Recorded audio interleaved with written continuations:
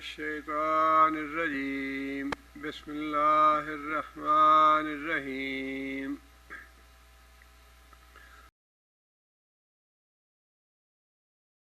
لقد سمع اللہ البتہ تحقیق سن لی اللہ نے قول بات الذین ان لوگوں کی قالوا جنہوں نے کہا ان اللہ فقیر بے شک اللہ فقیر ہے وَنَحْنُ أَغْنِيَاءُ اور ہم غنی ہیں سَنَكْتُبُ ہم لکھتے جا رہے ہیں ما قالوا جو کچھ انہوں نے کہا۔ پچھلی آیت میں اللہ تعالیٰ نے بخیلی کے حوالے سے یہ بات بتائی کہ بخیلی کرنے والوں کے لیے کتنی بری عادت ہے، یہ اس کی مذمت فرمائی اللہ تعالیٰ نے۔ اسی بخل کے حوالے سے اب اللہ تعالیٰ نے یہاں یہودیوں کے بد عادت کا یا ان کے اس گناہ کا ذکر فرمایا کہ ان کی ہوس مال کی اتنی زیادہ تھی کہ مال کی بخیلی نے انہیں اتنا سنگ دل بنا دیا، اتنا گستاخ بنا دیا، اتنا بدتمیز بنا دیا کہ جب اللہ تعالیٰ نے یہ آیت نازل فرمائی من ذا الذی یقرض اللہ قرضا حسنا کون ہے جو اللہ تعالیٰ کو بہترین قرض دے گا فیضاعفہ لہ اضعافا کثیرا اور اللہ تعالیٰ اس کے قرض کو کئی گنا بڑھا چڑھا کے واپس کرے۔ سورہ بقرہ میں ہم یہ آیت پڑھ چکے ہیں کہ اللہ تعالیٰ نے لوگوں سے کہا کہ جو آدمی اللہ کو قرض دے گا مراد یہ ہے کہ اللہ کی راہ میں خرچ کرے گا، اللہ تعالیٰ اس کے خرچ کیے ہوئے مال کو کئی گنا بڑھا کے اس کو واپس کرے گا۔ چونکہ اللہ تعالیٰ نے اس میں قرض کا لفظ استعمال فرمایا جو کہ ایک بہت ہی آپ یوں کہہ لیجئے کہ اچھا انداز تھا لوگوں میں مال خرچ کرنے کے لیے کی رغبت پیدا کرنے کے لیے، لوگوں کے دلوں میں شوق پیدا کرنے کے لیے کہ اچھا اللہ نے ہم سے قرض مانگا ہے، اللہ کے مال دیا ہوا تو اللہ ہی کا ہے، اور اس کے باوجود اللہ تعالیٰ نے یہ لفظ استعمال فرمایا ہے۔ لیکن وہی بات ہے کہ یضل بہ کثیرا ویہدی بہ کثیرا، انہی آیتوں کی وجہ سے بعض لوگ راہ راست پہ آتے ہیں، ہدایت پاتے ہیں، بعض لوگ گمراہی پاتے ہیں۔ یہودیوں نے اس سے تمسخر کے طور پہ اور استہزاء کے طور پہ یہ بات کہی کہ ان اللہ فقیر، اچھا اب اللہ جو ہے وہ قرض چاہتا ہے، جس کا مطلب یہ ہے کہ اللہ فقیر ہو گیا اور قرض دینے والا جو ہے وہ تو غنی ہے، زیادہ مالدار ہے، تو اللہ ہم مالدار ہو گئے اور اللہ جو ہے وہ فقیر ہو گیا۔ اب اس میں جو اصل بات ہے ان کی ہے تو بہت زیادہ گستاخی کی بات اور بڑی سخت بے ادبی کی بات، اللہ کی شان میں انہوں نے بڑی بدتمیزی کی، لیکن جو ان کا اصل نیت تھی یا جو ان کے اندر دل والی بات تھی وہ تھی اصل میں نبی صلی اللہ علیہ وسلم کی توہین کرنا۔ بظاہر تو یہی بات تھی جو انہوں نے بکواس کیا کہ اللہ اب فقیر ہو گیا اور ہم مالدار ہیں، اللہ ہم سے قرض مانگتا ہے، لیکن ان کا اصل جو مطلوب تھا وہ یہ تھا کہ یہ آیت اللہ کی نازل کردہ نہیں ہو سکتی، اللہ ایسی بات نہیں کہہ سکتا، اللہ تو خود غنی ہے، تو یہ کیسے ممکن ہے کہ ایک غنی جو ہے وہ کہے اچھا جی مجھے قرض دو، اور وہ بھی اپنے سے کم تر درجے کے آدمی سے۔ مطلوب جو ہے وہ اللہ کی گستاخی تو تھی ہی اس میں، اللہ کے حضور بے ادبی تو تھی ہی اس میں، اور انہیں یہ بے ادبی کرتے ہوئے گستاخی کرتے ہوئے کوئی عار اور شرم محسوس نہ ہوئی، لیکن جو اصل چیز جس کو وہ طنز کرنا چاہتے تھے وہ تھا نبی صلی اللہ علیہ وسلم کو جھٹلانا۔ جو چیز اس سے ثابت کرنا چاہتے تھے یہ کہہ کے، وہ یہ ثابت کرنا چاہتے تھے کہ محمد صلی اللہ علیہ وسلم جو ہیں دعویٰ کرتے ہیں مجھ پہ قرآن نازل ہوتا ہے، اللہ کی طرف سے فرشتہ واحی لے کے آتا ہے، اگر واقعی اللہ کی طرف سے فرشتہ واحی لے کے آتا تو اس طرح کی آیت نازل نہ ہوتی۔ اس میں تو اللہ کی گستاخی پائی جاتی ہے کہ اللہ یہ کہے کہ مجھے قرض دو۔ وہ ثابت یہ کرنا چاہتے تھے کہ معاذ اللہ نبی صلی اللہ علیہ وسلم جھوٹے ہیں، اور یہ ایک پورے تسلسل کے ساتھ رسول اکرم صلی اللہ علیہ وسلم کی توہین، استہزاء اور مذاق کا سلسلہ تھا جو منافقین اور خاص طور پہ یہودی مسلسل کرتے چلے آ رہے تھے۔ اس سے پہلے ہم پڑھ چکے ہیں کہ نبی صلی اللہ علیہ وسلم کی مجالس میں جب لوگ موجود ہوتے، مسلمان بھی اور منافق بھی اور دوسرے غیر مسلم بھی، تو مسلمان بات دوبارہ سمجھنے کے لیے نبی صلی اللہ علیہ وسلم کی خدمت میں عرض کرتے رائنا کہ اے رسول اللہ صلی اللہ علیہ وسلم ہماری رعایت فرمائیے، ہمیں بات کی سمجھ نہیں آئی، بات آپ دوبارہ ارشاد فرمائیے۔ اور انہی یہودیوں نے رائنا کے لفظ کو رائینا کہنا شروع کر دیا، رائینا اے ہمارے رائی، اے ہمارے چرواہے، مطلب پھر وہاں بھی وہی تھا کہ نبی صلی اللہ علیہ وسلم کی گستاخی کی جائے، نبی صلی اللہ علیہ وسلم کا استہزاء کیا جائے، نبی صلی اللہ علیہ وسلم کا مذاق اڑایا جائے۔ اور جس کو آج ہم میڈیا وار کہتے ہیں، کفار اور مشرکین کی جو چالیں ہیں مکر و فریب کی، وہ آج بھی وہی ہیں اور اس زمانے میں بھی وہی تھی۔ یہ اور بات ہے کہ ذرائع بدل گئے ہیں، وسائل بدل گئے ہیں، ان کی نوعیت بدل گئی ہے کہ آج میڈیا وار کے لیے ذرائع اور طرح کے ہیں، اس زمانے میں ذرائع اور طرح کے تھے، لیکن مکر و فریب کی چالیں وہی ہیں کہ رسول اکرم صلی اللہ علیہ وسلم کا استہزاء کیا جائے، نبی صلی اللہ علیہ وسلم کا مذاق اڑایا جائے، نبی صلی اللہ علیہ وسلم کو جھوٹا ثابت کیا جائے اور اس حوالے سے سارے دین اسلام کی بے خوف بن پہ حملہ کیا جائے۔ مطلوب اس زمانے میں بھی یہی تھا کہ نبی صلی اللہ علیہ وسلم کا مذاق اڑا کے اس دعوت کو کسی طریقہ سے ہوا میں اڑا دیا جائے، اور مطلوب آج بھی یہی ہے کہ نبی صلی اللہ علیہ وسلم کا استہزاء کیا جائے، نبی صلی اللہ علیہ وسلم کا مذاق اڑایا جائے اور یہ ثابت کیا جائے کہ یہ سارا معاملہ جو ہے یہ حق نہیں ہے بلکہ باطل ہے۔ آج بھی میڈیا وار جو ہے وہ اس زمانے میں بھی یہی چیز تھی کہ نبی صلی اللہ علیہ وسلم پراپیگنڈا نبی صلی اللہ علیہ وسلم کے خلاف کیا جائے کہ یہ آدمی سچا نہیں، یہ آدمی معاذ اللہ جھوٹا ہے۔ اور اس آیت سے بھی یہی مطلوب تھا۔ جب قبلہ تبدیل ہوا اس وقت بھی نبی صلی اللہ علیہ وسلم کا استہزاء کیا گیا یہ کہہ کے سَيَقُولُ السُّفَهَاءُ مِنَ الَّذِينَ مَا وَلَّاهُمْ مِنَ النَّاسِ مَا وَلَّاهُمْ مِنْ قِبْلَتِهِمُ الَّتِي كَانُوا عَلَيْهَا، کہ جس قبلے پہ یہ پہلے سے موجود تھے، قبلے کی طرف نماز پڑھتے تھے رخ کر کے، اس قبلے کو کیوں بدلا مسلمانوں نے؟ اب یہودیوں نے تو کہا جی پہلے تو قبلہ ٹھیک تھا ان کا، اب ان کا دماغ الٹ گیا ہے، اور مشرکوں نے یہ طنز کیا کہ پہلے تو ان کا قبلہ کچھ اور تھا، اب ان کے دماغ ٹھکانے آ گئے ہیں کہ ہمارا قبلہ یوں ہونا چاہیے۔ مطلب یہ کہ ہر طریقے سے نبی صلی اللہ علیہ وسلم کا استہزاء کر کے، نبی صلی اللہ علیہ وسلم کا مذاق اڑا کے یہ ثابت کیا جائے کہ معاذ اللہ نبی صلی اللہ علیہ وسلم جھوٹے ہیں۔ اور اس آیت سے بھی مطلوب یہی تھا، اس جواب سے جو یہودیوں نے کہا کہ اچھا جی اب اللہ جو ہے وہ فقیر ہو گیا اور ہم غنی ہو گئے، طنز بھی تھی کہ مسلمانوں کا اللہ جو ہے وہ فقیر ہو گیا اور ہم مالدار ہیں اللہ سے، اور دوسرا یہ ثابت کرنا بھی مطلوب تھا کہ نبی صلی اللہ علیہ وسلم جھوٹے ہیں معاذ اللہ۔ ایسی بات اللہ کیسے کہے گا کہ مجھے قرض دو؟ اللہ تو کائنات کا مالک ہے، زمین و آسمان کا مالک ہے، اللہ کو یہ بات کہنے کی ضرورت ہی کیا ہے کہ مجھے قرض دو؟ مطلوب یہ تھا کہ کسی طریقے سے معاذ اللہ نبی صلی اللہ علیہ وسلم کو جھوٹا ثابت کیا جائے۔ اللہ تعالیٰ نے پہلی بات تو یہی ارشاد فرمائی، سامع اللہ نے سن لی۔ اب اللہ تو پہلے بھی سن رہا تھا، اور جب سے وہ پیدا ہوئے تھے شروع سے ہی سنتا چلا آ رہا ہے۔ اب یہ ایک خاص بات تھی جس کا یہ اتنی بدتمیزی کی بات تھی، اتنی گستاخی کی بات تھی کہ اس بات کا جواب اللہ تعالیٰ نے دینا پسند نہیں فرمایا، بلکہ جواب میں صرف اتنی بات کہی کہ اچھا میں نے تمہاری باتیں سن لی ہیں، جو بدتمیزی تم نے کی ہے میں نے سن لی، جس کا مطلب یہ ہے کہ میں نے بات تمہاری سن لی ہے اور بات میرے پاس یہ محفوظ ہے، اور جب میں حساب کتاب لینے لوں گا حساب کتاب برابر کر دوں گا تمہارا۔ اس کا جواب نہیں دیا کہ یہ جو بکواس تم نے کیا ہے کہ اللہ فقیر ہے اور ہم غنی ہیں، اس کا جواب تو اللہ نے نہیں دیا، بلکہ ایک وارننگ دے دی، تنبیہ کر دی کہ اچھا ہم نے تمہاری بات سن لی ہے۔ اور دوسری بات یہ ارشاد فرمائی سَنَكْتُبُ مَا قَالُوا، ہم لکھ لیں گے جو کچھ یہ کہیں گے، جو کچھ بھی یہ کہہ رہے ہیں ہم اسے لکھ لیں گے۔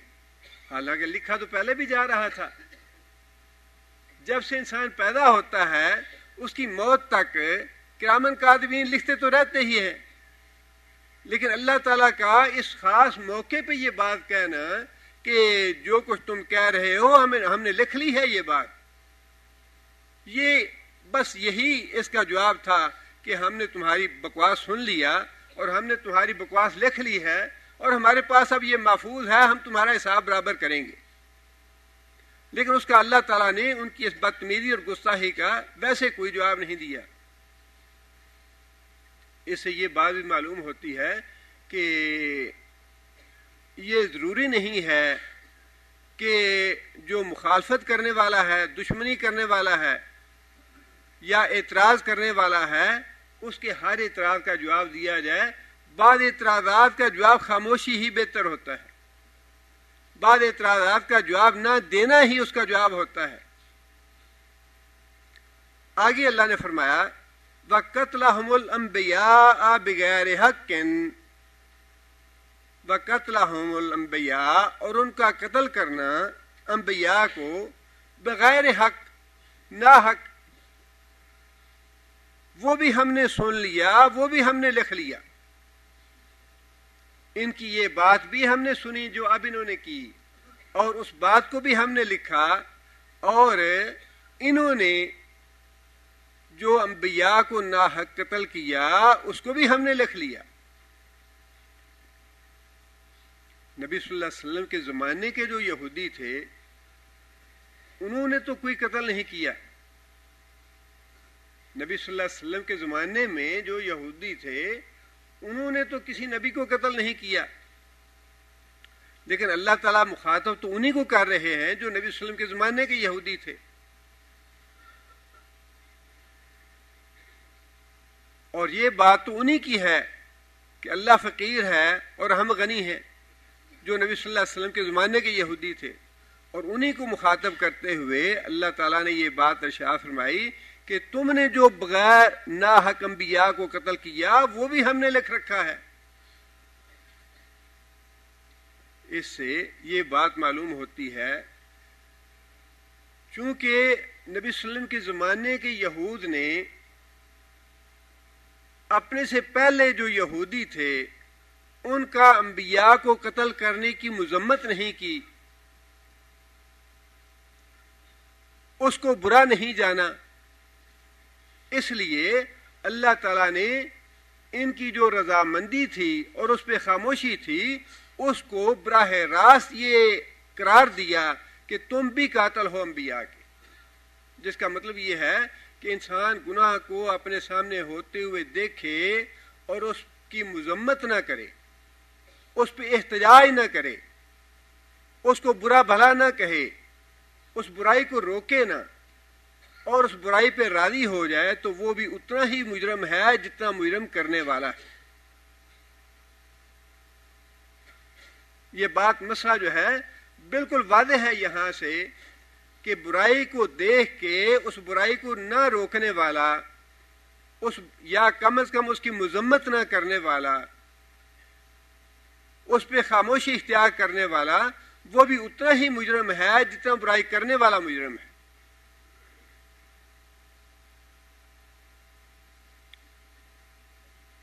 اور اس مفہوم کی حدیث بھی ہے کہ ایک آدمی جو برائی کے وقت موجود ہے اور اس نے اس پہ احتجاج نہیں کیا، اس کی مذمت نہیں کی، وہ بھی اتنا ہی مجرم ہوگا جتنا دوسرا گناہ کرنے والا ہے۔ اور وہ آدمی جس نے برائی کو دیکھا اور برائی کو برا جانا، اس پہ احتجاج کیا، اس کی مذمت کی، وہ گویا وہاں موجود نہیں تھا، وہ بری ذمہ ہو گیا۔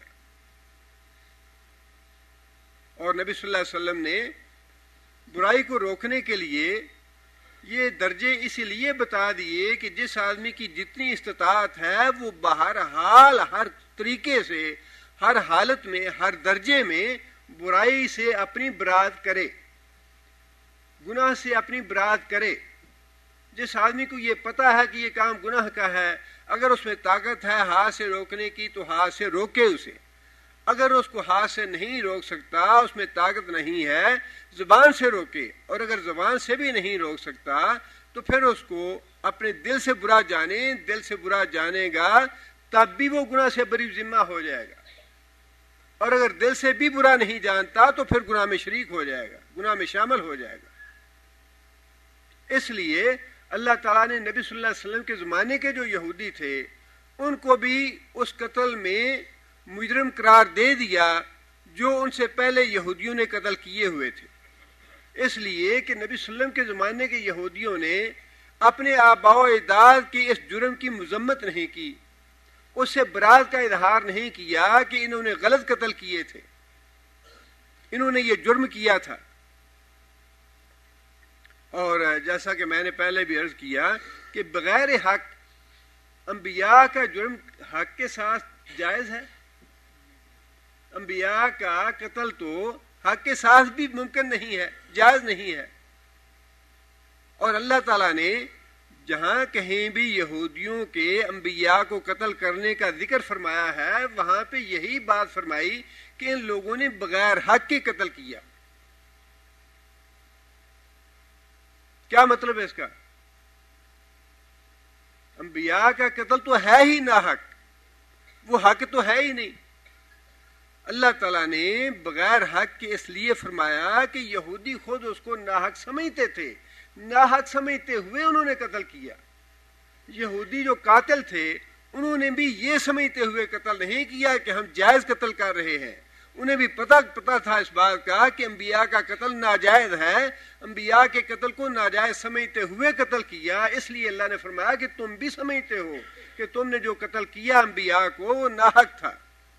اللہ فرماتے ہیں کہ تمہارا وہ جرم بھی ہم نے لکھ لیا، اور یہ جو باتیں اب تم نے کہیں کہ اللہ فقیر ہے اور ہم غنی ہیں، ہم نے تمہاری یہ بات سن بھی لی اور لکھ بھی لی۔ اور آگے فرمایا کہ وَنَقُولُ ذُوقُوا عَذَابَ الْحَرِيقِ، وَنَقُولُ، اور جس دن ہم تمہارا حساب برابر کریں گے، جس دن ان جرائم کی تمہیں سزا دیں گے اس دن ہم تمہیں یہ جتلائیں گے، وَنَقُولُ، ہم کہیں گے، ذُوقُوا، ذائقہ چکھو، مزہ چکھو، عذاب الحریق، جلنے کا، جلنے کی سزا کا۔ اس کا مطلب یہ ہے کہ یہ دنیا جو ہے یہ تو اللہ تعالیٰ نے اتنی آزادی یا اتنا اختیار تو دیا ہے کہ اس دنیا کی زندگی میں میں فوراً تمہیں نہیں پکڑوں گا، فوراً سزا نہیں دوں گا۔ عمل کی دنیا ہے اور جزا سزا کی دنیا تو آنے والی ہے، اور عمل کے لیے اللہ تعالیٰ نے آزادی دی ہے ہمیں، جیسا بھی انسان عمل کرنا چاہے۔ اب قتل سے بڑھ کے اور کیا بات ہو سکتی ہے؟ اللہ تعالیٰ نے اس کی بھی کھلی چھٹی دے دی کہ جو انبیاء کو قتل کرنا چاہتا ہے وہ قتل کرے، انبیاء کی استہزاء کرے، تضحیک کرے، توہین کرے، جو بھی کرنا چاہے اللہ نے اس کو موقع دیا ہے اس دنیا میں۔ لیکن اللہ فرماتے ہیں کہ جب ہم ان کو سزا دیں گے تو جتلائیں گے ان کو ان کے گناہ کہ تم نے یہ بات کہی تھی، یہ اس کی سزا ہے، تم نے قتل کیا تھا انبیاء کو، یہ اب اس کی سزا ہے، تم نے یہ جرم کیے تھے، یہ سزا ہے ان کی۔ آگے اللہ فرماتے ہیں ذالک، یہ تمہارا انجام اس لیے ہوا، یہ سزا تمہیں اس لیے دی گئی، بما قدمت ایدیکم، بما قدمت ایدیکم، جو آگے بھیجا تمہارے اپنے ہاتھوں نے۔ اس کا مطلب یہ ہے کہ انسان کا انجام جو ہے، جزا یا سزا کا معاملہ، وہ انسان کے اپنے ہاتھ میں ہے۔ انسان چاہے تو اپنے ہاتھوں سے آگے انسان اچھا انجام بھیج دے، اور اگر انسان چاہے تو اپنے ہاتھوں سے برا انجام آگے بھیج دے۔ انسان کے اپنے ہاتھوں کی کمائی ہے، جنت کمانا چاہے جنت کما لے، جہنم کمانا چاہے جہنم کما لے۔ اور اللہ نے فرمایا کہ ان اللہ لیس بظلام للعبید، وَأَنَّ اللَّهَ، اور بے شک اللہ تعالیٰ، لیسا نہیں ہے، بظلام، بہت زیادہ ظلم کرنے والا، ظلام مبالغے کا صیغہ ہے، للعبید، اپنے بندوں کو۔ بہت زیادہ ظلم کرنے والا نہیں. کیا تھوڑا ظلم کرنے والا ہے؟ اللہ تو تھوڑا ظلم کرنے والے بھی نہیں ہیں. پھر اللہ نے یہ بات کیوں فرمائی کہ اللہ بہت زیادہ ظلم کرنے والا نہیں، ظلام تو نہیں. ظالم ہو سکتا ہے اللہ تو ظالم بھی نہیں ہے. ظلام اللہ نے اس لیے ارشاد فرمایا کہ اگر اللہ تعالی رتی بر ایک بال برابر بھی کسی پہ ظلم کریں تو اللہ فرماتے ہیں کہ میرے لیے وہ بھی ظلام والی بات ہے. میں اتنا معمولی سا ذرہ برابر بھی ظلم کسی پہ نہیں کروں گا. اگر میں ذرہ برابر بھی کروں تو مجھ سے بڑا ظالم کوئی نہیں. میں ذرہ برابر تھوڑا آگے جو عبید کا لفظ فرمایا نا، عبید، اس سے یہ پتہ چلتا ہے کہ اللہ تعالیٰ نے ان الفاظ میں کتنی باریکی ہے. اب بندے کے لیے عبد کا لفظ استعمال ہوتا ہے، عبد اللہ، اللہ کا بندہ. عبید اللہ کا معنی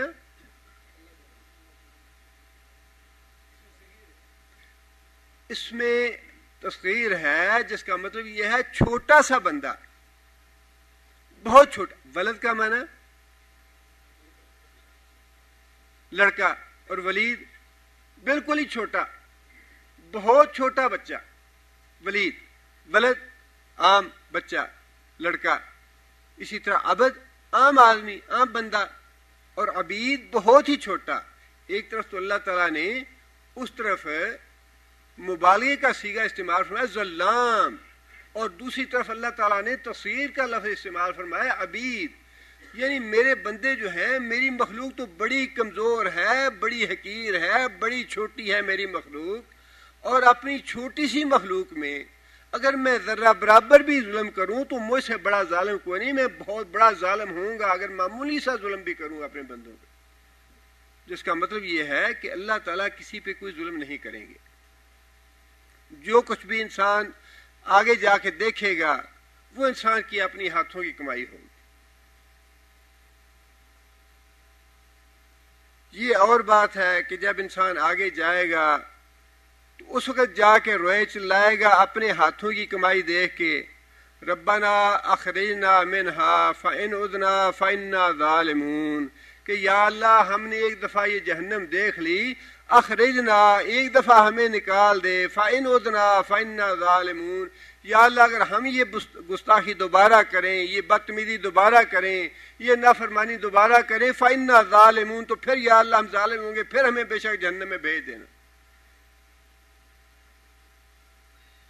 لو كنا نسمع ناقل ما كنا في اصحاب السعير فاعترفوا بذنبهم فسحقا لاصحاب السعير. اللہ فرماتے ہیں قیامت کے دن جہنم میں جانے کے بعد اپنے گناہوں کا اعتراف کریں گے، یا اللہ ہم نے بدتمیزی کی تھی، یا اللہ ہم نے گستاخی کی تھی، یا اللہ ہم نے ظلم کیا تھا، یا اللہ ہم نے حق مارے تھے، یا اللہ ہم نے دوسرے پہ یہ ظلم کیا تھا، یا اللہ ایک دفعہ یہاں سے نکال دے، اور آئندہ ہم اپنے گناہ کا اعتراف کرتے ہیں، آئندہ ایسے کبھی نہیں کریں گے، نیک متقی اور صالح نمازی پرہیزگار بن کے رہیں گے. اللہ فرماتے ہیں فسحقا لاصحاب السعیر، لعنت ہے ان جہنمیوں پہ. دنیا میں اللہ تعالیٰ نے کوئی کسر چھوڑی نہیں ہے سمجھانے سے، ہر طریقے سے اللہ تعالیٰ نے بات سمجھا دی ہے، ہر طریقے سے اللہ تعالیٰ نے جھنجھوڑا ہے انسانوں کو کہ جاگ جاؤ، جب تمہاری آنکھیں بند ہوں گی تو تمہاری آنکھیں کھلیں گی کہ تم نے کیا کیا اس دنیا میں. آگے اللہ فرماتے ہیں اب یہ تو یہودیوں کا بخیلی کے حوالے سے، بخیلی نے جو انسان کے اندر بڑی قباحتیں پیدا کر دیتی ہے بخیلی،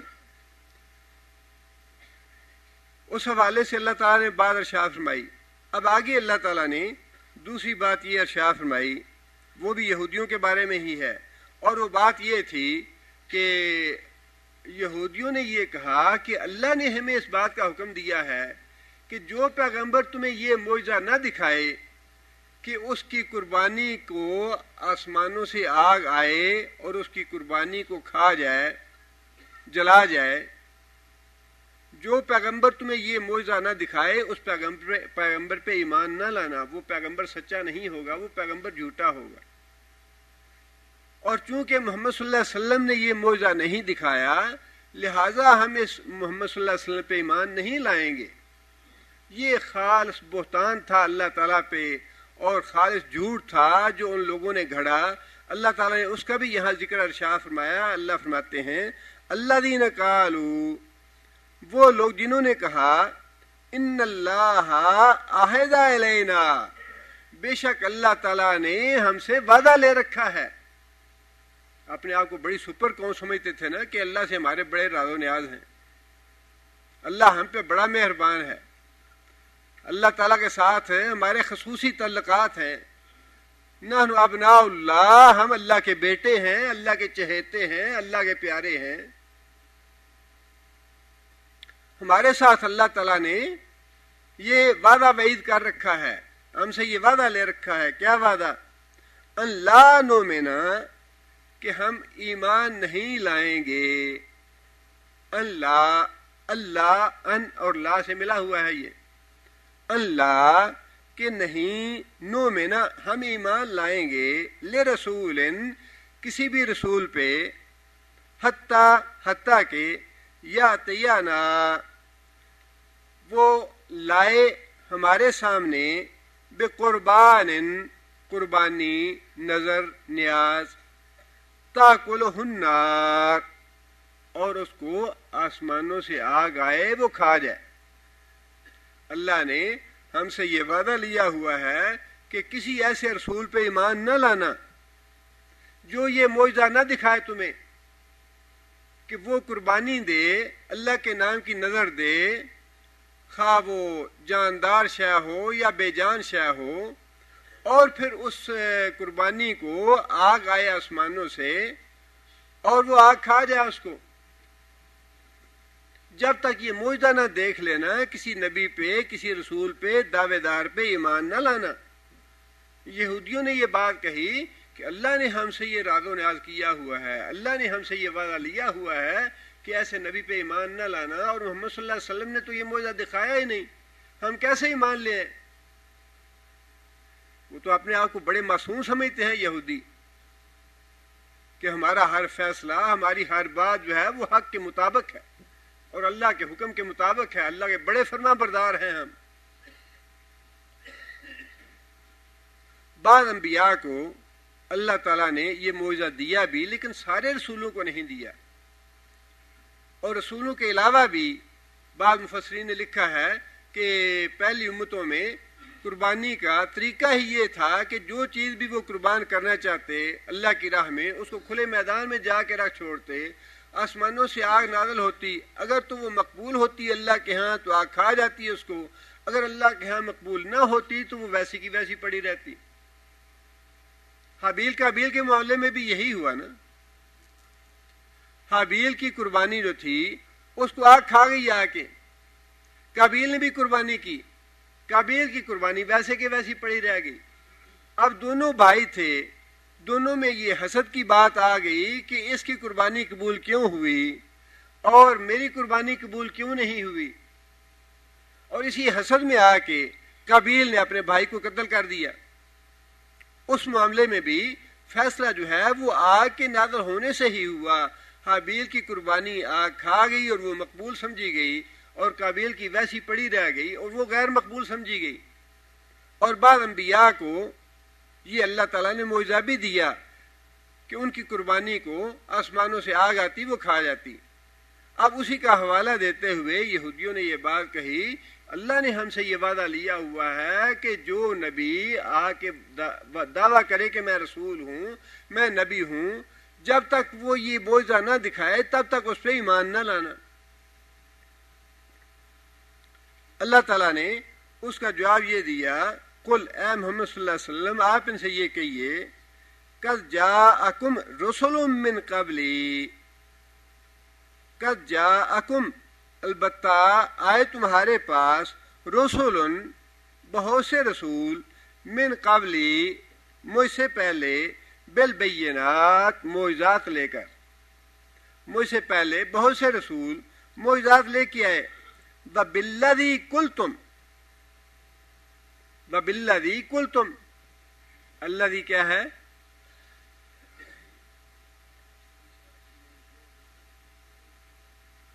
اسم موصولہ ہے، الذی اشارہ کس طرف ہے؟ بینات کی طرف، یا بینات کی وضاحت ہے. یہ انبیاء جو تھے بہت سے معجزات لے کے آئے، اور ان میں سے ایسے رسول بھی تھے بالذی قلتم، جو معجزہ تم کہتے ہو، قلتم جو تم کہتے ہو وہ معجزہ بھی لائے. یعنی قربانی کو آگ کا آ کے کھا جانا، وہ معجزہ لے کے بھی آئے انبیاء، اور اس معجزے کے علاوہ بھی دوسرے معجزات لے کے آئے انبیاء. فَلِمَ قَتَلْتُمُوهُمْ إِن كُنتُمْ صَادِقِينَ. اللہ فرماتے ہیں کہ اگر تم واقعی سچے ہو کہ ایسے نبی پہ ہم ایمان لائیں گے جو یہ معجزہ دکھائے گا آگ والا، تو پھر یہ بتاؤ کہ تم نے آگ کا معجزہ لانے والے انبیاء کو قتل کیوں کیا؟ تم تو ایک نبی کے نہیں کئی انبیاء کے قاتل ہو، اور ان میں سے وہ نبی بھی تھے جو یہ معجزہ لے کے آئے تھے جس معجزے کا تم مطالبہ نبی صلی اللہ علیہ وسلم سے کر رہے ہو. اگر تم واقعی سچے ہو کہ ہم ایسے نبی پہ ایمان لائیں گے جو یہ معجزہ ہمیں دکھائے گا، تو پھر ایسے معجزات لے کے آنے والے انبیاء کو تم نے قتل کیوں کیا؟ ان کنتم صادقین، اگر تم اپنی بات میں سچے ہو. مطلب یہ کہ تم محمد صلی اللہ علیہ وسلم پہ ایمان لانے کا بہانہ یہ بنا رہے ہو کہ محمد صلی اللہ علیہ وسلم نے یہ معجزہ نہیں دکھایا. اللہ فرماتے ہیں کہ محمد صلی اللہ علیہ وسلم سے پہلے یہ انبیاء معجزہ لے کے آئے تھے جو تم محمد صلی اللہ علیہ وسلم سے مانگ رہے ہو، لیکن ان کو تم نے قتل کر دیا. اور آج محمد صلی اللہ علیہ وسلم سے تم اس بات کا مطالبہ کر رہے ہو کہ چونکہ یہ وہ معجزہ نہیں دکھا رہے، یہ معجزہ لے کے نہیں آئے، لہذا ہم ان پہ ایمان نہیں لائیں گے. آگے پھر اللہ تعالیٰ نے نبی صلی اللہ علیہ وسلم کی تسلی کے لیے یہ بات ارشاد فرمائی کہ اے محمد صلی اللہ علیہ وسلم، ان کی ایمان نہ لانے کی وجہ سے آپ کو غمزدہ یا رنجیدہ نہیں ہونا چاہیے. یہ بہانے بنا رہے ہیں کہ فلاں معجزہ کیوں نہیں، فلاں نشانی کیوں نہیں، فلاں چیز کیوں نہیں ہے. اگر وہ چیزیں آ بھی جائیں تب بھی یہ لوگ ایمان لانے والے نہیں ہیں. فرمایا فَإِن كَذَّبُوكَ، اگر یہ تم کو جھٹلا رہے ہیں، فَقَدْ كُذِّبَ رُسُلٌ مِّن قَبْلِكَ، تو اس سے پہلے بھی رسول جھٹلائے گئے. خود موسیٰ علیہ السلام کو جھٹلانے والے بھی تھے، عیسیٰ علیہ السلام کو خود جھٹلانے والے یہودی تھے. اسی طرح جو انبیاء پہلے گزر گئے، نوح علیہ السلام، صالح علیہ السلام، ہود علیہ السلام، سارے انبیاء پہ ایمان لانے والے کتنے قلیل تعداد تھی ایمان لانے والوں کی، اور مخالفت کرنے والے کثیر تعداد میں تھے. اس لیے اللہ تعالیٰ نے نبی صلی اللہ علیہ وسلم کی تسلی کے لیے یہ بات ارشاد فرمائی کہ آپ رنجیدہ اور غمزدہ نہ ہوں ان یہودیوں کے انکار کی وجہ سے، ان کے جھٹلانے کی وجہ سے. اس لیے کہ ان سے پہلے بھی رسول آئے، آپ سے پہلے بھی رسول آئے اور ان کو بھی جھٹلایا گیا. بالبینات، معجزات لے کے بھی آئے، والزبر، اور صحیفے لے کر بھی آئے، والکتاب المنیر، اور روشنی مہیا کرنے والی کتاب بھی لے کر آئے. زبر سے مراد ہے جس میں اختصار کے ساتھ باتیں لکھی گئی ہوں، احکام اور فرمان اختصار کے ساتھ دیے گئے ہوں. اور کتاب المنیر سے مراد وہ کتاب ہے جس میں اللہ تعالیٰ کے احکام تفصیل کے ساتھ بیان کیے گئے، جیسے تورات ہے، قرآن مجید ہے. یہ کتاب منیر ہیں. اور جو صحف ابراہیم و موسیٰ، جو موسیٰ علیہ السلام پہ یا دوسرے انبیاء پہ جو صحیفے نازل ہوئے، ان میں اختصار کے ساتھ اللہ تعالیٰ نے فرمان اور احکام دیے جنہیں زبر کہا گیا ہے. فرمایا کہ انبیاء جو ہیں بینات، معجزات بھی لے کے آئے، صحیفے بھی لے کے آئے، کتاب منیر بھی لے کے آئے. اس کے باوجود جنہوں نے جھٹلانا تھا وہ جھٹلاتے رہے، انہوں نے مان کے نہیں دیا. آگے پھر اللہ تعالیٰ نے جتنے بھی یہودیوں کی یا کفار کی، مشرکین کی، منافقین کی گستاخیاں تھیں، بدتمیزیاں تھیں، استہزاء تھا، ان سب کا جواب یہ دیا. فرمایا کہ कुल्लु नफ्सिन ज़ाइक़तुल मौत। बात ये नहीं है कि ये लोग तुम्हारा इनकार करके तुम्हें जुटला के कहीं भाग जाएंगे और फिर हमारे काबू नहीं आएंगे। फरमाया कि कुल्लु नफ्सिन ज़ाइक़तुल मौत, जितने भी लोग पैदा हुए हैं, जितने भी जी रूह हैं, उन सब पे मौत आनी ही आनी है। और मरने के बाद इंसान भाग के कहाँ जाएंगे? कहीं फरार हो जाएंगे, कहीं अल्लाह को आजिज कर लेंगे, कहीं अल्लाह के मुकाबले में पनाह पा लेंगे, अल्लाह के मुकाबले में किसी से मदद ले लेंगे। जितने भी जी रूह हैं, कुल्लु मन अलैहा फान वयबका वजहु रब्बिका ज़ुल जलाल वल इकराम। अल्लाह ने फरमाया कि सिर्फ एक अल्लाह की ज़ात बाकी रह जाएगी इस कायनात में, जिस पे मौत नहीं है, जो हई और कय्यूम है। बाकी जितने भी लोग हैं, जो मखलूक है, वो सारी की सारी मखलूक ने मरना ही मरना है। अंबिया आए, उन पे भी मौत वारद हुई, उनके लिए भी यही लफ्ज है कुल्लु नफ्सिन ज़ाइक़तुल मौत। मौत आई उन पे भी, और यही मसला वादे किया हज़रत अबू बकर सिद्दीक रज़ियल्लाहु तआला अन्हु ने कि मौत जो है वो नबी सल्लल्लाहु अलैहि वसल्लम पे भी वाक़े हुई है। कुल्लु नफ्सिन ज़ाइक़तुल मौत के हुक्म में नबी सल्लल्लाहु अलैहि वसल्लम भी शामिल है।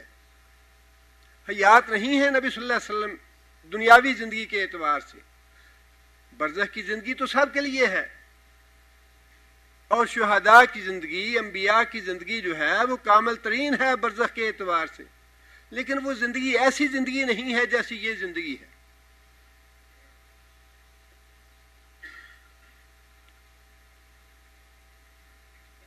इंसानों पे मौत आएगी,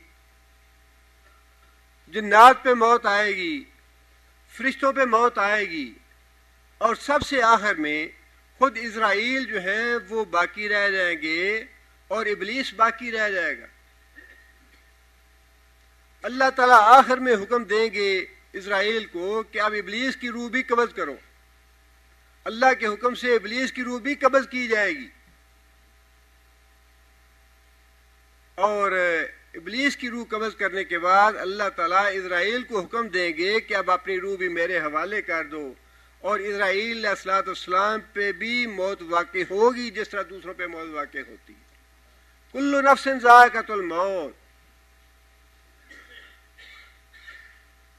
और नबी सल्लल्लाहु अलैहि वसल्लम ने फरमाया कि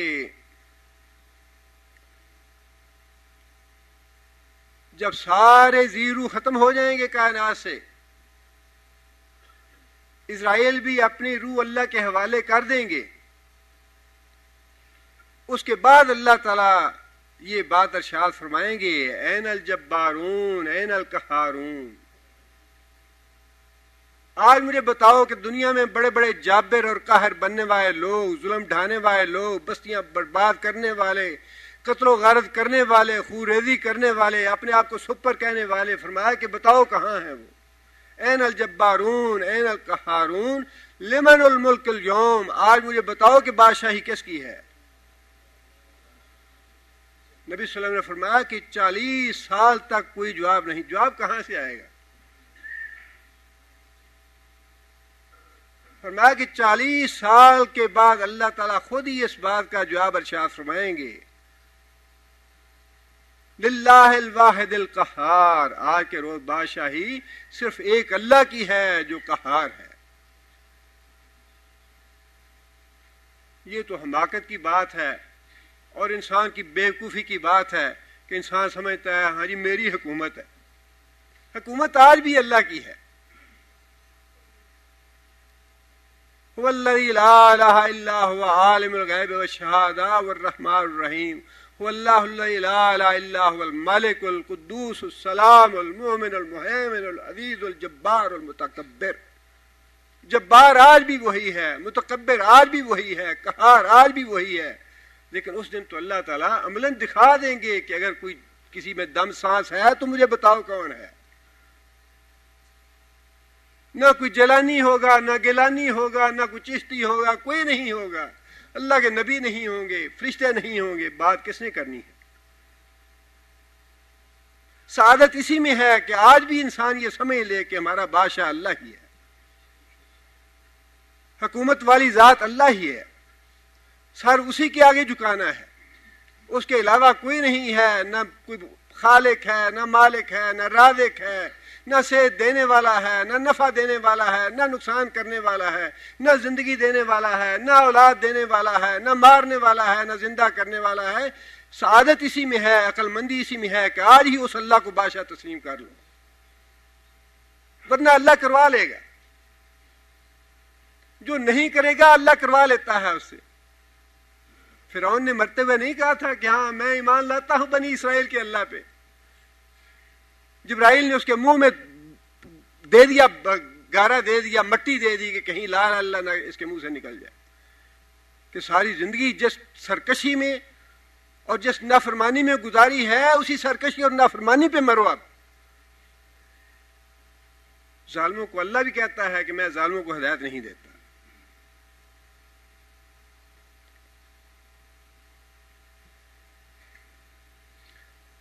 اللہ فرماتے ہیں کہ سارے لوگوں نے مرنا ہے، سب پہ موت واقع ہونی ہے۔ وَإِنَّمَا تُوَفُّونَ أُجُورَكُمْ يَوْمَ الْقِيَامَةِ، انما توفون، اور تم پورا پورا بدلہ دیے جاؤ گے، اجورکم بدلہ دیے جاؤ گے، اپنا اجر دیے جاؤ گے، خواہ وہ اجر اچھا ہے یا برا ہے، یوم القیامہ، قیامت کے دن۔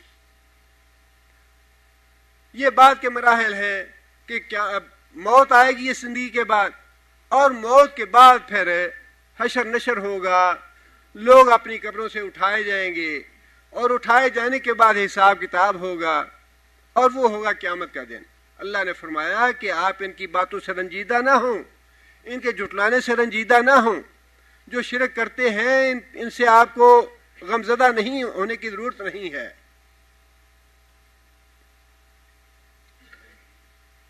فمن زحزح عن النار وادخل الجنت فقد فاز۔ اب اگلا مرحلہ آ گیا، قیامت بھی آ گئی اور حساب کتاب بھی ہو گیا۔ اب دو ہی منزلیں ہیں، ایک منزل جہنم ہے، دوسری منزل جنت ہے۔ اللہ فرماتے ہیں فمن زحزح عن النار، جو بچا لیا گیا آگ سے۔ زحزح کون سا فعل ہے؟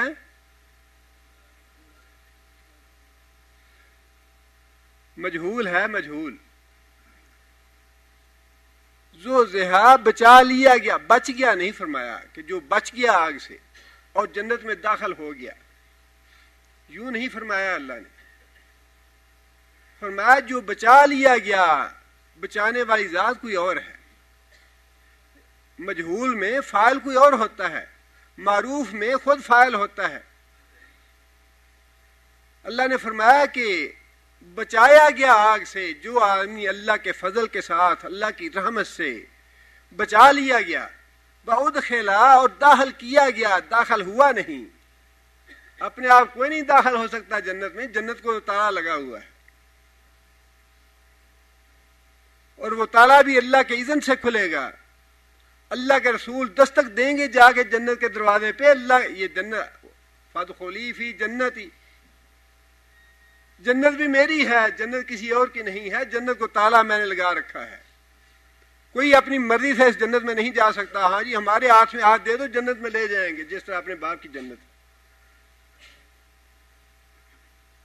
وہ تو اللہ کے رسول بھی دستک دیں گے، اور جب اللہ کے رسول بتائیں گے کہ میں محمد صلی اللہ علیہ وسلم ہوں، محمد بن عبداللہ ہوں، تو حارث کہے گا کہ ہاں ہاں مجھے اللہ نے اسی بات کا حکم دے رکھا ہے، اللہ تعالیٰ نے یہی مجھے حکم دیا ہے کہ محمد بن عبداللہ صلی اللہ علیہ وسلم جب جنت کا دروازہ کھٹکھٹائیں گے تب یہ تالا کھولنا، تب دروازہ کھولنا۔ یہ اس لیے فرمایا کہ جو بچا لیا گیا اللہ کے فضل سے اور اللہ کی رحمت سے آگ سے، خواہ انسان کتنا بھی عمل کر لے اس دنیا میں، کتنی بھی نیکیاں اکٹھی کر لے، جب تک اللہ کی رحمت شامل حال نہیں ہوگی انسان جنت میں نہیں جا سکے گا۔ لیکن اس کا مطلب یہ نہیں ہے کہ انسان نیک اعمال سے ڈھیلا پڑ جائے، یہ مطلب نہیں ہے اس کا۔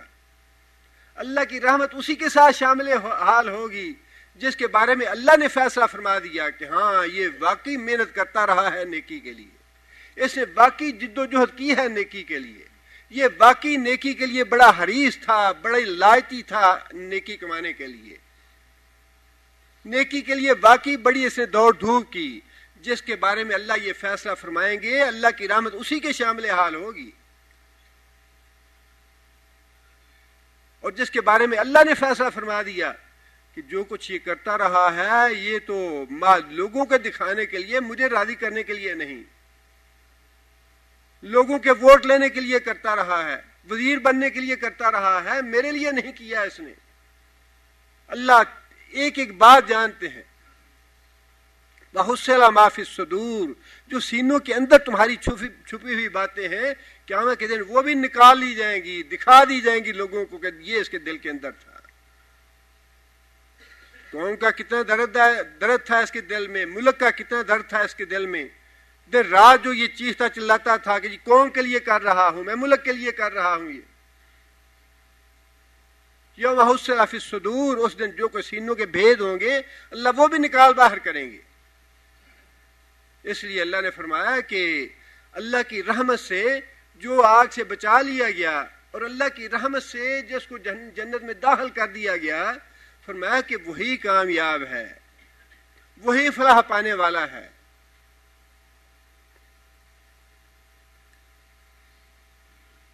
آگے پھر اللہ تعالیٰ نے بڑی اہم بات ارشاد فرمائی ہے،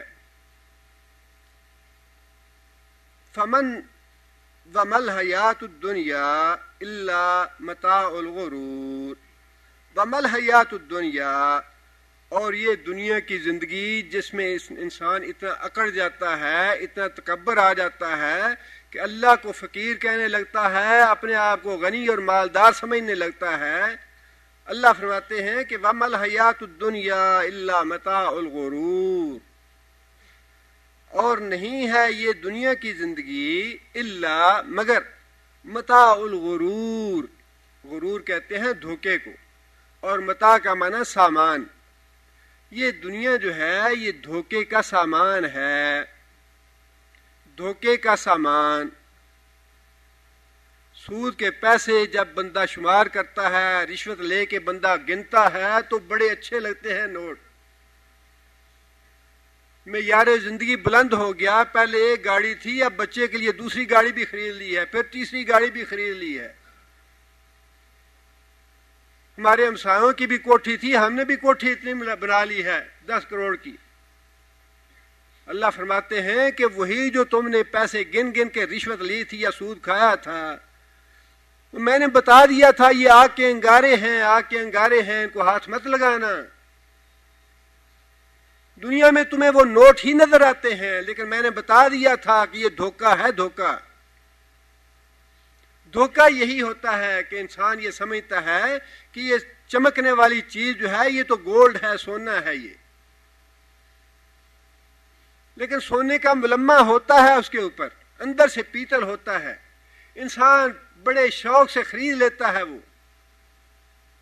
اچھا یہ 10,000 کا خرید لیا، 50,000 کا خرید لیا، واپس چلے گئے اپنے ملک میں، اور وہاں جا کے دیکھا چند دنوں کے بعد، چند مہینوں کے بعد پالش اتر گئی، سونا اتر گیا، اندر سے پیتل نکل آیا، پھر انسان نے رونا شروع کر دیا، اوہ جی میں نے تو اپنی ساری کمائی ضائع کر دی، دھوکہ ہو گیا مجھ سے۔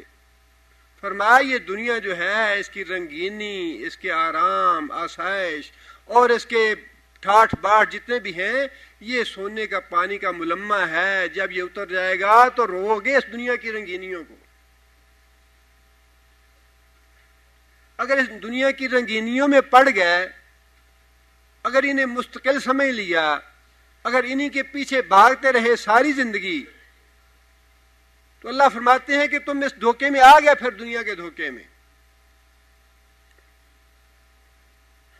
اللہ کے رسول صلی اللہ علیہ وسلم نے فرمایا نا کہ اللہ تعالیٰ نے جب جنت بنائی تو جبرائیل کو بھیجا کہ جاؤ ذرا جنت دیکھ کے آؤ کیسی ہے۔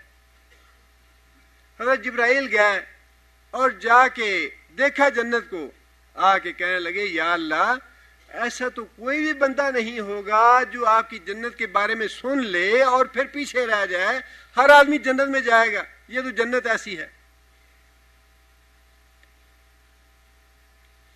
اللہ تعالیٰ نے فرشتوں کو حکم دیا کہ اس جنت کو ڈھانپ دیا جائے، مشقت سے، تکلیفوں سے، پریشانیوں سے، مصائب سے، آلام سے، آزمائشوں سے ڈھانپ دو۔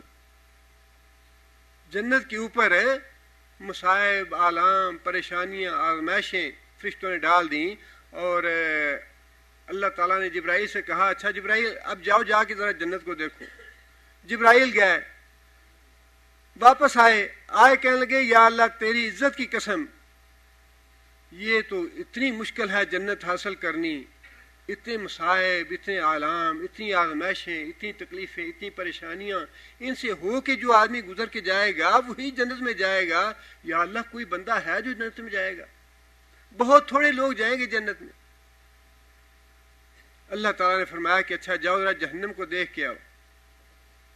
جبرائیل جہنم کو دیکھنے کے لیے جائیں گے، آ کے کہیں گے یا اللہ تیری عزت کی قسم، جو بھی جہنم کے بارے میں سنے گا یا اللہ کوئی بندہ نہیں جو جہنم میں جائے۔ اتنے عذاب ہیں کہ جہنم کا ایک حصہ دوسرے حصے کو کاٹ رہا ہے، ایک حصہ دوسرے کو کھائے جا رہا ہے، ایک حصے کی آگ دوسرے حصے کی آگ کو کھا رہی ہے۔ کون جائے گا اس جہنم میں؟ نبی صلی اللہ علیہ وسلم نے فرمایا کہ اللہ تعالیٰ نے فرشتوں کو حکم دیا کہ جہنم کو عیش و عشرت سے، شہوات سے، لذات سے ڈھانپ دو۔ فرشتوں نے ڈھانپ دیا۔ اللہ تعالیٰ نے جبرائیل کو حکم دیا کہ جاؤ ذرا جہنم کو اب جا کے دیکھو۔ جبرائیل علیہ السلام نے دیکھا کہ جہنم جو ہے جتنی بھی انسان کی لذات نفس کی چیزیں ہیں، جتنی شہوات نفس کی چیزیں ہیں، گانا بجانا ہے، عورت کی آواز ہے، عورت کی تصویر ہے، مال دولت ہے اور رنگینیاں ہیں، عیش و عشرت ہے، وہ ساری کی ساری جہنم کے اوپر پڑی ہے۔ تو جبرائیل علیہ السلام کہنے لگے یا اللہ کوئی بندہ ہے جو بچے گا اس سے؟ ہر آدمی یہ چاہے گا ان لذات میں پڑنا، یہ شہوات جو ہیں یہ تو انسان کی فطرت میں ہے، کون ہے جو ان شہوات سے اور لذات کو روکے گا اپنے آپ کو؟ ساری جہنم میں چلے جائیں گے۔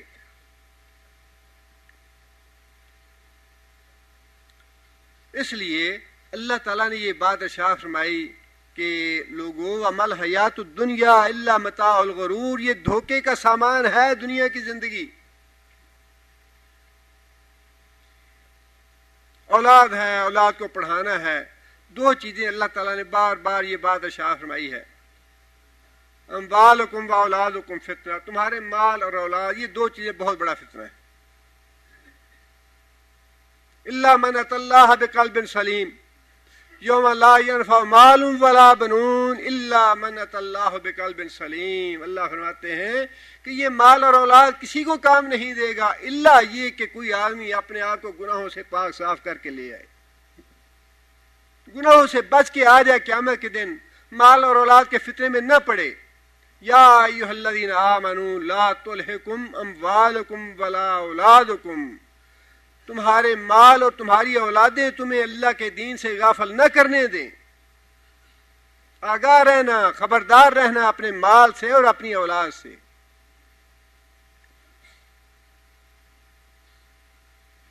اپنی اولاد کو انسان تعلیم دلاتا ہے، تربیت کرتا ہے، اس کی انگریزی پڑھا دی، پی آئی ڈی کرا دیا، ڈاکٹری کرا دی، انجینئرنگ کرا دی۔ جب انسان پوچھتا ہے اچھا جی آپ کے بیٹے، ہاں جی ہاں وہ 10,000 ریال 50,000 ریال لیتا ہے تنخواہ، وہ فلان پوسٹ پہ ہے۔ دنیا کی بات کرتے ہیں اور اس میں بڑا فخر محسوس کرتا ہے آدمی کہ میرا بچہ فلاں منصب پہ ہے، میرا بچہ فلاں نوکری پہ ہے اور اتنی آمدنی ہے اس کی۔ کبھی کسی کی زبان سے یہ نہیں نکلا کہ 5 وقت کا نمازی ہے میرا بیٹا، میں نے اپنے بیٹے کو قرآن پڑھایا ہے یا قرآن کا حافظ ہے، یا میں نے اس کو دینی مدرسے میں داخل کیا ہے، یا دین پڑھ رہا ہے وہ، یا قرآن اور حدیث کا عالم ہے میرا بیٹا۔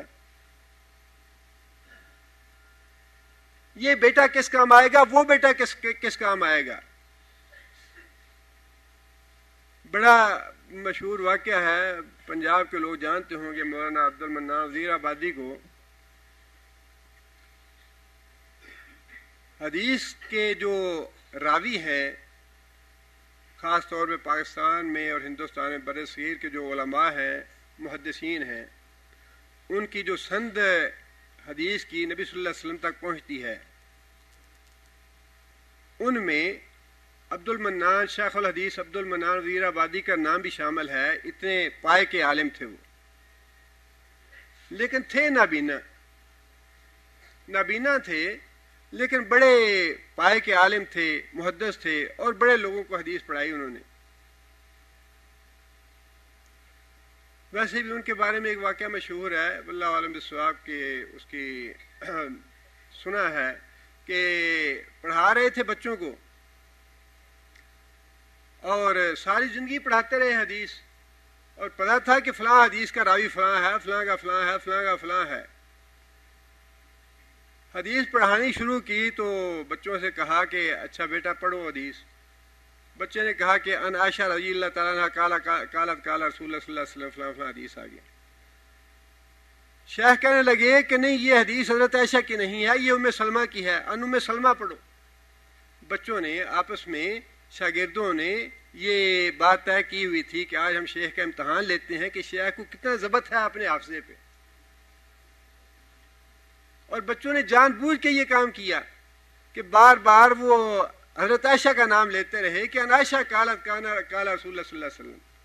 نابینا تھے، کہنے لگے کہ نہیں ام سلمہ کہو، ان ام سلمہ ہے یہ حدیث. بچوں نے کہا نہیں شاہ یہ تو حضرت عائشہ کی حدیث ہے. بڑا دل میں کلک آیا، اللہ سے دعا کی یا اللہ میں تو پہلے ہی نابینا تھا، آنکھیں تو میری پہلے نہیں ہیں، کیا یا اللہ میرے دل کا حافظہ اور دل کی بصیرت بھی چلی گئی. اب میں اتنا حافظہ کمزور ہو گیا ہے میرا کہ میں یہ بھی بھول گیا ہوں کہ یہ حدیث اتنی معروف ہے اور یہ حدیث حضرت عائشہ کی ہے یا حضرت ام سلمہ کی ہے.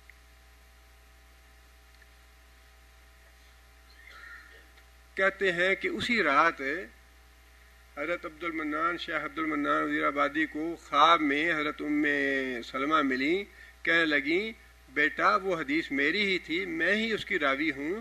بچوں نے تم سے یہ جان بوجھ کے تمہارا امتحان لیا ہے کہ تمہارا حافظہ ٹھیک ہے یا نہیں، وہ حدیث میری ہی ہے. اس پائے کے عالم تھے. ان کے بارے میں کہا جاتا ہے کہ جب حضرت عبد المنان کے والد فوت ہوئے، 5 بھائی تھے یہ عبد المنان، باقی 4 بینا تھے اور یہی ایک نابینا تھے. جب ان کے والد فوت ہوئے تو کسی آدمی کو خواب میں ملے شیخ کے والد، اور ان سے پوچھا کہ اللہ تعالیٰ نے کیسا معاملہ کیا آپ سے. شیخ کے والد کہنے لگے کہ کاش میرے 5 بیٹے نابینا ہوتے. 5 بیٹے تھے میرے اور 4 ان میں بینا تھے، ایک بیٹا میرا نابینا تھا، اور میں آج یہ تمنا کرتا ہوں کہ کاش میرے 5 بیٹے نابینا ہوتے. جتنا فائدہ مجھے اس نابینے بیٹے نے پہنچایا ہے باقی بیٹوں نے اتنا فائدہ نہیں دیا مجھے. یہ ہے متاع الغرور، جن بیٹوں کو ہم دنیا میں سمجھتے ہیں، اور اللہ تعالیٰ نے قرآن جی میں فرمایا نا قیامت کیا ہے، خافضۃ الرافعہ. جو دنیا میں بڑے اونچے بنے ہوئے ہیں، خافضہ ان کو پستی میں دھکیل ڈالے گی، ان کو ذلیل کر دے گی، ان کو رسوا کر دے گی. اور جن کو تم دنیا میں سمجھتے ہو بڑے حقیر ہیں، ہم سے کمتر درجے کے لوگ ہیں، جن سے تم بولنا گوارا نہیں کرتے، فرمایا قیامت کا دن وہ ہوگا رافعہ، جو نیچے لوگ ہوں گے ان کو اونچا کر دے گی، ان کے مقام اور مرتبہ بڑا بلند نظر آئے گا، اور انسان تعجب کرے گا اوہو یہ آدمی اتنا نیک اور اتنا پرہیزگار اور اللہ کا محبوب تھا، اتنا مقام تھا اللہ کے نزدیک اس کا. خافضۃ الرافعہ. اس لیے فرمایا کہ لوگوں یہ دنیا کی زندگی جو ہے یہ متاع غرور ہے، دھوکے کا سامان ہے، اس کے دھوکے میں نہ آ جانا. نہ اپنی بیوی کی وجہ سے گناہوں میں پڑنا، نہ اپنے بچوں کی وجہ سے اللہ کو ناراض کر لینا، نہ دنیا کے مال کی وجہ سے اللہ کو ناراض کر لینا. موت آتی ہے آ جائے، فاقہ کشی ہوتی ہے ہو جائے، سود نہ کھاؤ، رشوت نہ کھاؤ، حرام نہ کھاؤ. حرام کھانے والا، سود کھانے والا، رشوت کھانے والا فرمایا فی النار، آگ میں جائے گا وہ. دنیا میں یہ مال بڑا اچھا لگتا ہے، بڑی اٹریکشن ہے اس میں. ہاں جی فلاں گرین کارڈ ہوگا یا فلاں ملک کا پاسپورٹ ہوگا تو زیادہ تنخواہیں ملیں گی، اور وہ کروڑوں انسان جمع کر کے تو قبر میں لے کے کتنا جاتا ہے.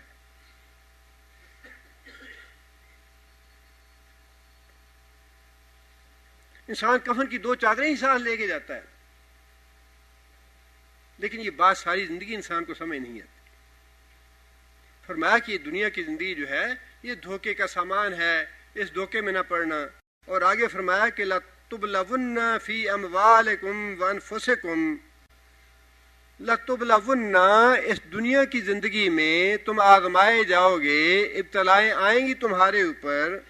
فی اموالکم وانفسکم، تمہارے مال کے معاملے میں بھی اور تمہارے جانوں کے معاملے میں بھی.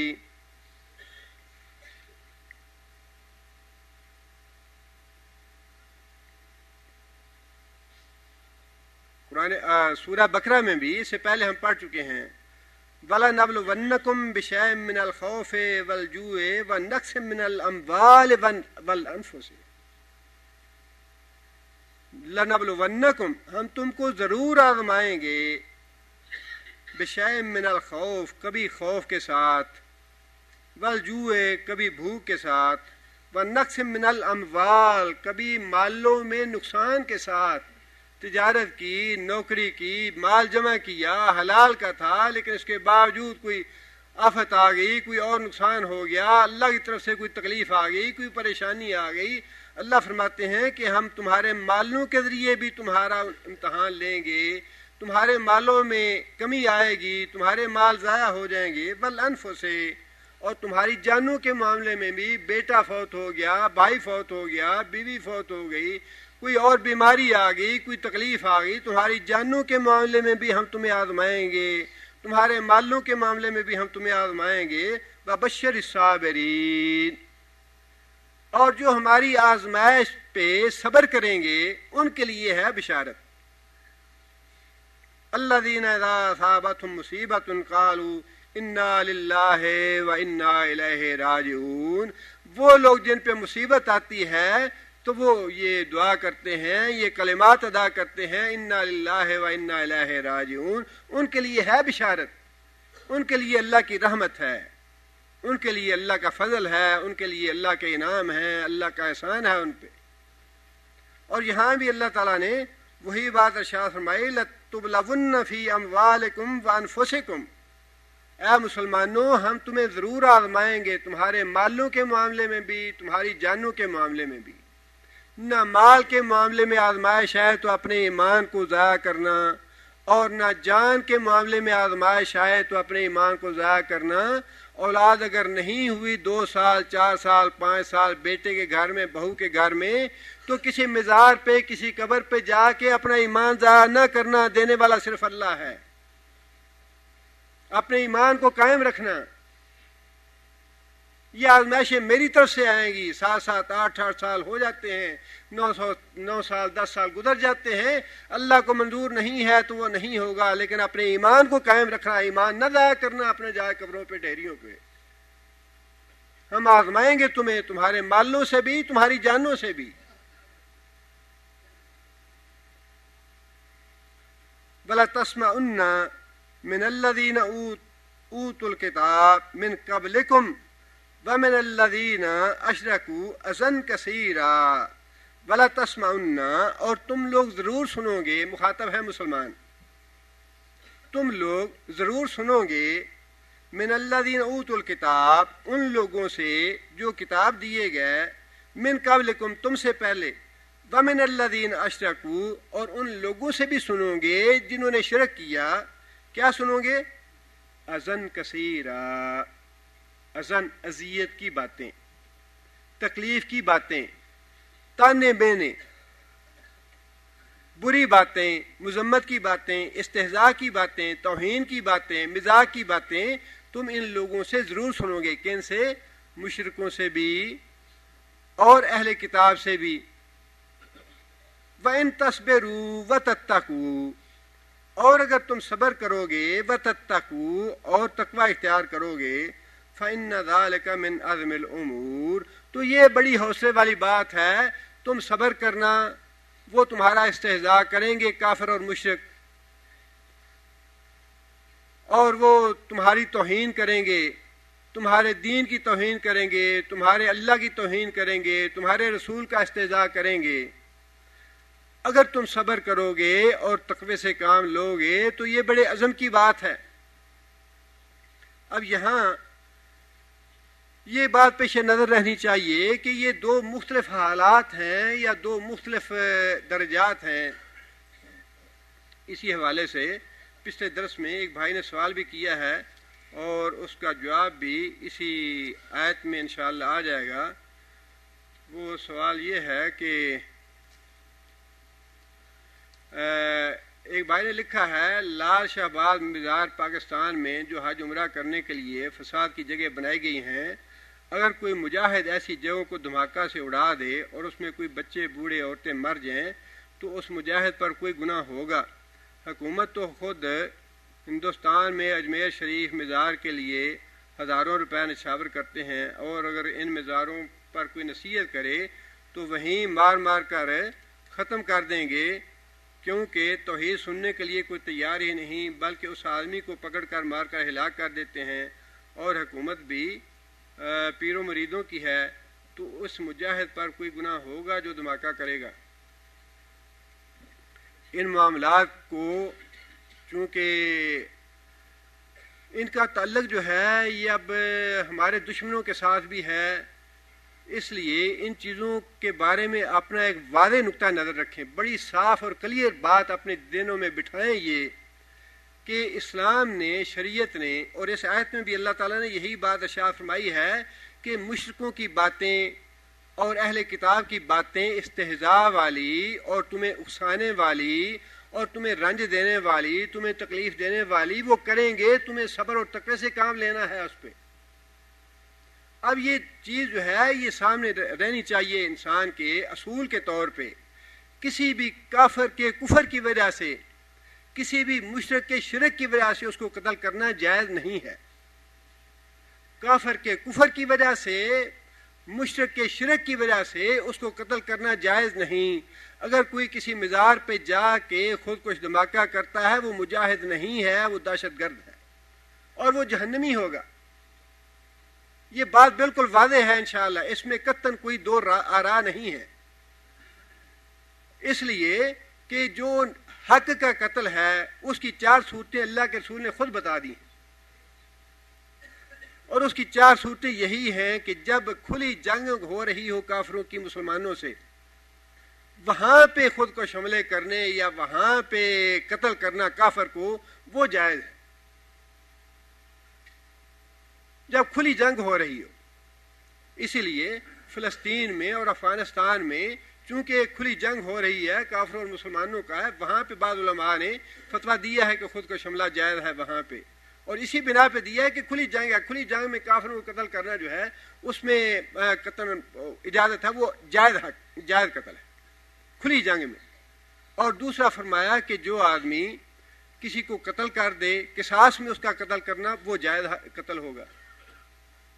تیسرا قتل جو ہے وہ زنا کا ہے کہ جو آدمی زانی ہے اس کو سنسار کرنا یا قتل کرنا، جیسے بھی حکومت اس کا فیصلہ کر دے اس کے مطابق اس کو ختم کرنا، اس کو قتل کر دینا، وہ جائز قتل ہے.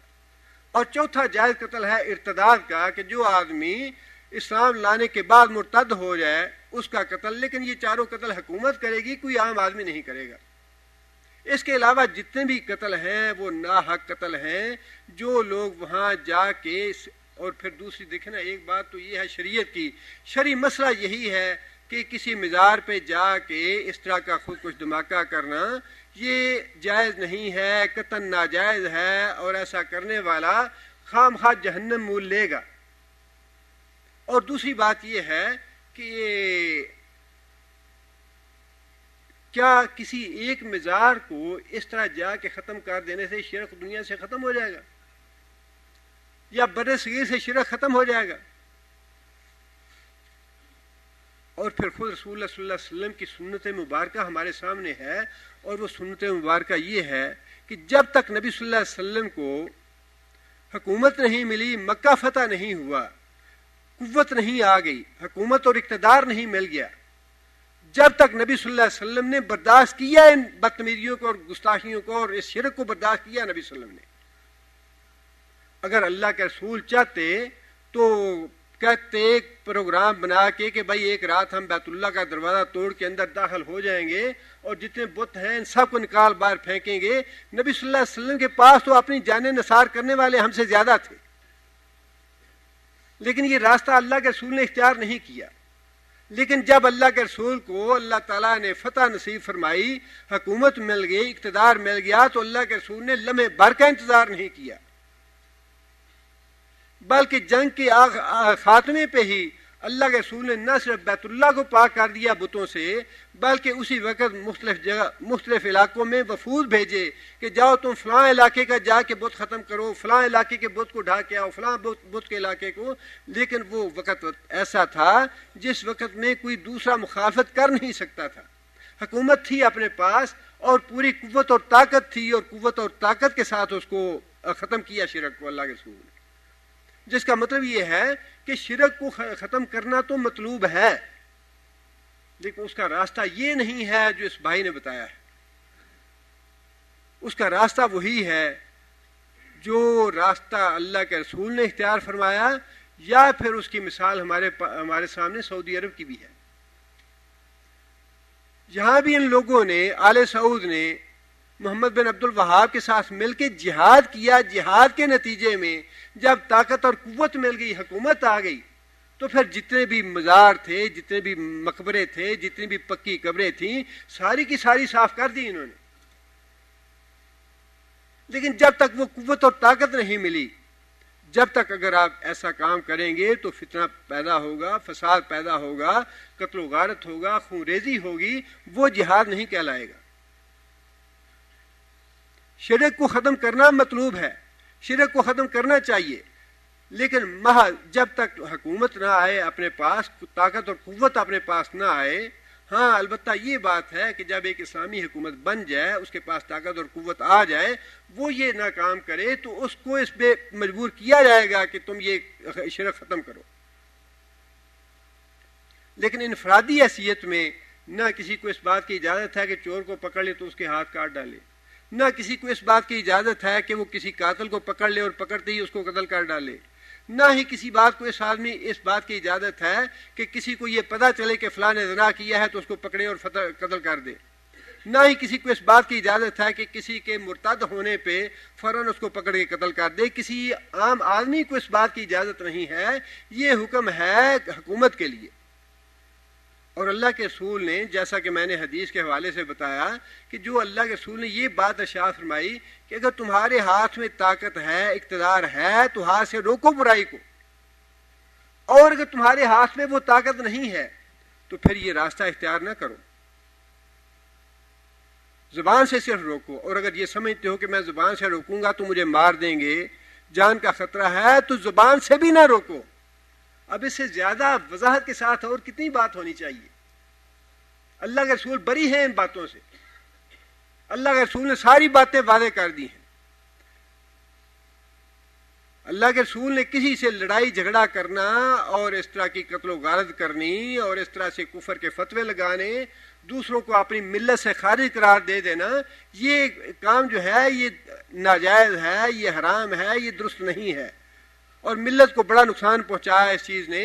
اور اس چیز کا فائدہ اٹھاتے ہوئے کتنے ہی بم دھماکے ایسے ہیں جو مسلمانوں نے نہیں کیے بلکہ کافروں نے اور مشرکوں نے کروائے ہیں, اور وہ ثابت ہو چکے ہیں کہ وہ یہودیوں اور دوسرے جو ہندو تھے یا جو مسلمان ممالک کے دشمن ہیں, ان لوگوں نے کروائے. اس لیے مطلوب یہ ہے کہ اللہ تعالیٰ کی رضا حاصل کی جائے اور اللہ کے ہاں مغفرت حاصل کی جائے, اور جنت جو ہے اس کے لیے کوشش کی جائے. لہذا راستہ وہ اختیار کریں جو سنت سے ثابت ہے, جس کا اللہ نے حکم دیا ہے, جس کا اللہ کے رسول نے حکم دیا ہے. اور کوئی بھی ایسا راستہ اختیار نہ کریں, کسی دوسرے پہ جبر نہ کریں کہ تم یہ کام ضرور کرو. اس لیے میں بار بار یہ گزارش کرتا ہوں کہ اگر ایک آدمی یہ کام خود کرتا ہے ٹھیک سمجھتے ہوئے, خود کرتا رہے, دوسرے کو بتانا چاہتا ہے بتا دے, لیکن اس پہ جبر نہ کرے, اس پہ سختی نہ کرے کہ تم بھی ایسا کرو. یہ اس کے نتائج بہت غلط نکلتے ہیں اور اس سے فتنہ فساد پیدا ہوتا ہے.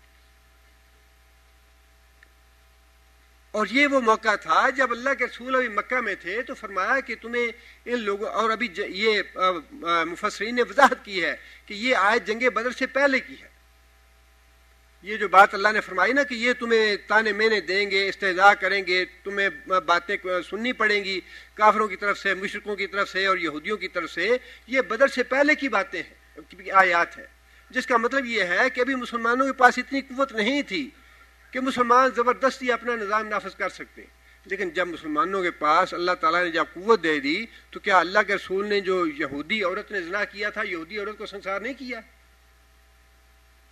مسلمانوں پہ ہی قانون لاگو نہیں کیا، بلکہ پوری جو مسلم اسٹیٹ تھی، جو اسلامی ریاست تھی، اس میں جتنے بھی افراد تھے، خواہ وہ غیر مسلم تھے یا مسلمان تھے، اللہ کے رسول نے جب طاقت آ گئی تو اپنا قانون نافذ کیا. ان پہ بھی یہودی زانیہ عورت جو تھی اس کو سنسار کروایا نبی صلی اللہ علیہ وسلم نے. جب طاقت آ جائے تو پھر قانون نافذ کرنا مطلوب ہے، شرک کو اور برائی کو ختم کرنا مطلوب ہے طاقت کے ذریعے. لیکن جب طاقت نہیں ہے آپ کے پاس تو پھر فتنہ فساد پیدا نہ کریں. اگر زبان سے روکنے کی طاقت ہے ٹھیک ہے، آپ سمجھتے ہیں کہ وہاں جا کے توحید کی دعوت دیں گے تو قتل کر دیں گے، اگر ہمت ہے تو قتل ہو جاؤ. اگر شوق ہے اس بات کا شہادت کا تو ٹھیک ہے، قتل ہو جاؤ. قتل ہونے سے تو ڈرتے ہیں آپ، لیکن وہ جو صورت ہے کہ ٹھیک ہے اس میں تو انسان کی جان ہی چلی گئی، نہ پکڑا گیا، نہ کوئی سزا آئی، نہ کوئی اس پہ پتہ نہیں کیا بیتی کیا نہیں بیتی. لیکن جو دوسرے چلے گئے بے گناہ لوگ تھے، خواہ مشرک تھے یا کافر تھے، وہ بے گناہ ہیں، ان کا قتل جائز نہیں ہے.